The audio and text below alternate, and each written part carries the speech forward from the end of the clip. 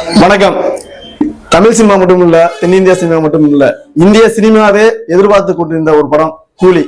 இப்ப இந்தியாவிலே super star அப்படின்னு சொல்லி அளவுக்கு மிகப்பெரிய அளவு ஒரு பரபரப்பான ஒரு ஆக்ஷன் பார்க்கான கதையானதா கூலி. கூலி படத்தை பற்றி இன்னைக்கு நம்ம பார்க்க போறோம். லோகேஷ் கனகராஜுடைய இயக்கத்துல கூலி படம் இன்னைக்கு வெளியாயிருக்குது.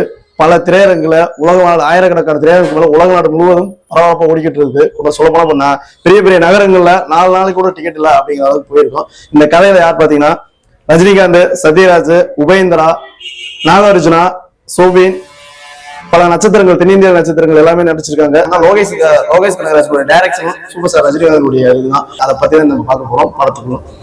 இப்போ படம் எங்க ஆரம்பிக்குன்னா, சென்னையில ஒரு மேன்ஷன், சேவா மேன்ஷன் சொல்லி வச்சு ரஜினிகாந்த் அங்க ஆரம்பிச்சுட்டு இருக்காரு. அந்த சில ரூல்ஸ்கள் சொல்றாங்க. மென்ஷன் எப்படி இருக்கும், சில தவறான ஆலைகள் இருக்கும், அது இல்லாம ஒழுக்கமான ஒரு மென்ஷனை வச்சு நடத்திட்டு இருக்காரு. அது அப்படியே கொஞ்சம் நாளா போயிட்டு இருக்குது. விசாகப்பட்டியில இருந்து ஒரு கால் வருது, இந்த மாதிரி நண்பன் அவர் சத்யராஜ் இறந்துட்டாரு அப்படின்னு சொல்லிட்டு. உடனே இங்க இருந்து கிளம்பி போறாரு. அங்க போய் ஆர்பல் என்ன நடந்துச்சு அப்படிங்கிறத அதை பத்தி நம்ம பார்க்க போறாரு. அங்க போய் விசாரிக்கிறப்ப சரியான, அதாவது எப்படின்னா சரியான ஒரு தகவல் கிடைக்கல. அங்க போய் அவர் சத்யராஜ் போன சுவிதிகாசன் வந்து சரியான ஒரு ரெஸ்பான்ஸ் இல்லை. அவங்களே வந்து எங்க அப்பா அப்படின்னு சொல்ற மாதிரி, எங்க நண்பா இருக்கல எங்க அப்பா அப்படின்னு சொல்லிட்டு அவங்களே அங்க